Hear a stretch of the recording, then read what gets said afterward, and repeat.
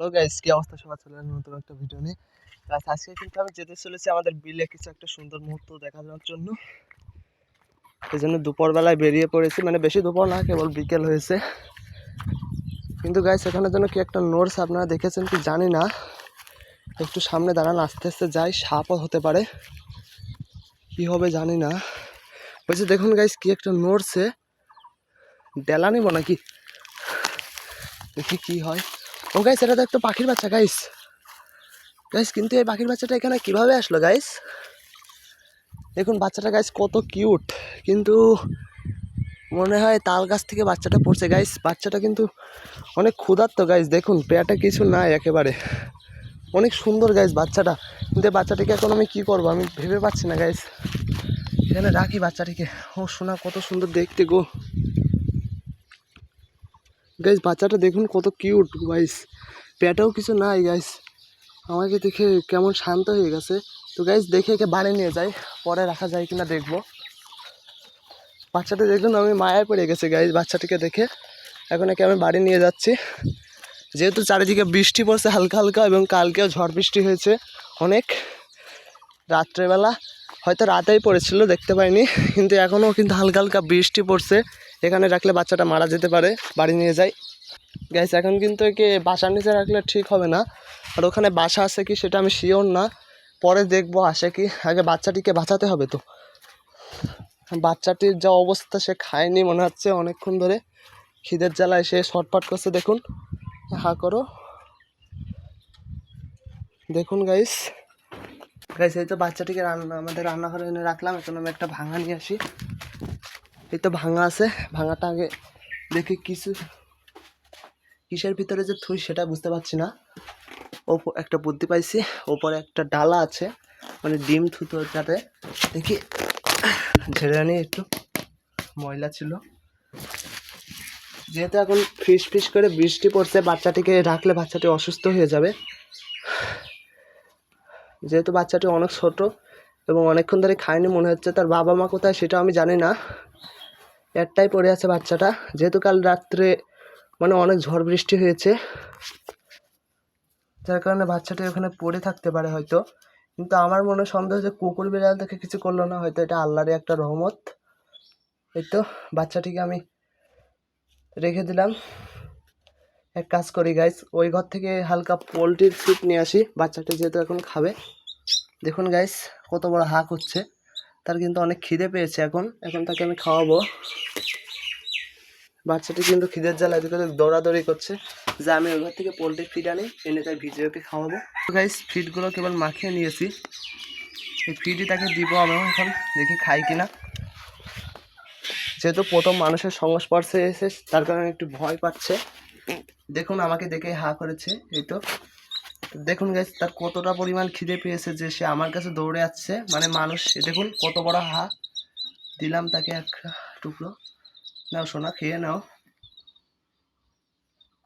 খাও না কেন গাইস? আমি একটু পানি নিয়ে আসি, পানি আনলে হয়তো তখন খেতে পারবে। খেয়েও নিয়েছে পানি আনার আগেই। দেখুন সে কিন্তু চলে যাচ্ছে এদিক ওদিক, কিন্তু ওদিক ওদিক গেলে কিন্তু তার বিপদ হতে পারে, যার জন্য আবার ধরে আনলাম। কারণ ওদিকে গেলে ইঁদুর সুস তাকে কেটে মেরে ফেলবে।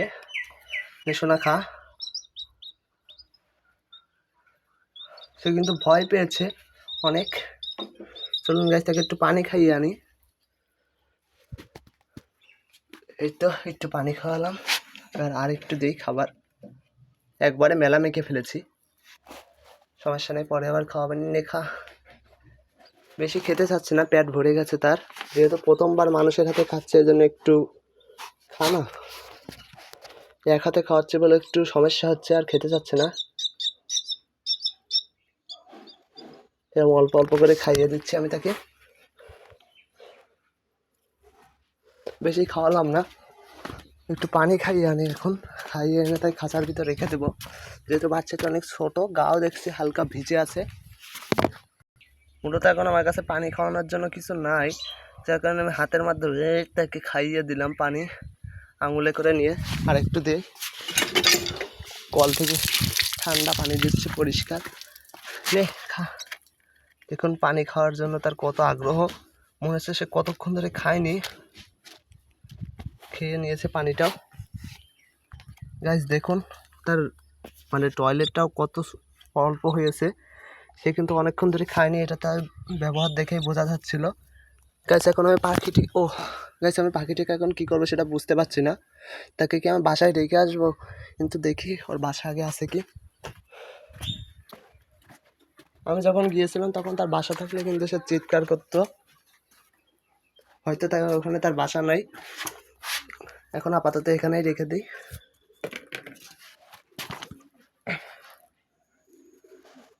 যা শোনা, যেহেতু এখন ওর ছোটো বাচ্চার গরম দরকার, গরম প্লাস বাতাস, এই তো রেখে দিলাম যাতে অন্য কোনো প্রাণী আক্রমণ না করতে পারে, তার জন্য ভ্যাকসিনটা দিয়ে দিলাম। পাখিটা ডাকছে দেখুন,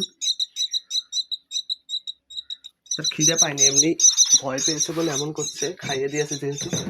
এখন এখানে রেখে দিচ্ছি, হালকা বাতাসও আসবে।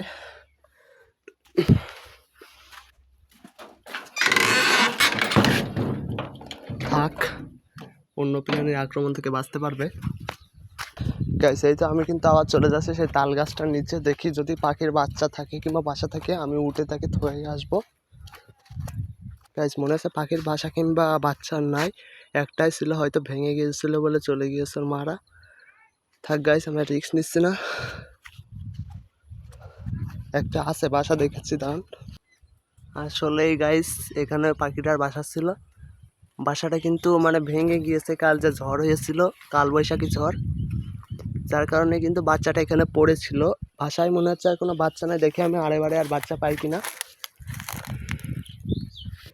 এই জন্য গাইস দুপুরবেলা আমার চাচাতো ভাইও একটি শালিকের বাচ্চা পেয়েছিল এখান থেকে, কিন্তু এখানে তো তার কোনো বাবা মা দেখছি না আমি, যে বাসায় থুয়ে আসবো, এবং বাসাটারও যা অবস্থা, এভাবে তুলে বাচ্চাটা বাঁচবে না।